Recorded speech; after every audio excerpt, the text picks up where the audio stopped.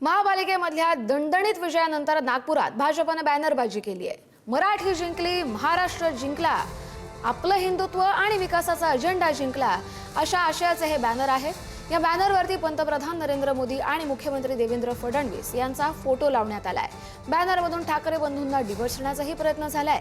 निवडणुकीमध्ये मराठी मतदार आपल्याच बाजूने असल्याचाही भाजपने या बॅनरबाजीतून दावा केलाय।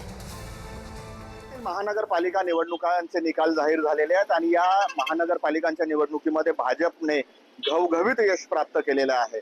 आता नागपूर शहराचा विचार केला तर नागपूर शहरात अशा प्रकारे भाजपने वेगवेगळ्या ठिकाणी मोठ्या प्रमाणात होर्डिंग्स लावलेले आहे, ज्यामध्ये मराठी जिंकली, महाराष्ट्र जिंकला, आपलं हिंदुत्व आणि विकासाचा अजेंडा जिंकला, धन्यवाद महाराष्ट्र, अशा प्रकारचे वाक्य लिहिलेले होर्डिंग्स नागपूर शहरात विविध ठिकाणी लावलेले आहेत, ज्यावर पंतप्रधान नरेंद्र मोदी आणि मुख्यमंत्री देवेंद्र फडणवीस यांचे फोटो आपल्याला मोठ्या प्रमाणात ठळक प्रमाणात दिसून येत आहेत।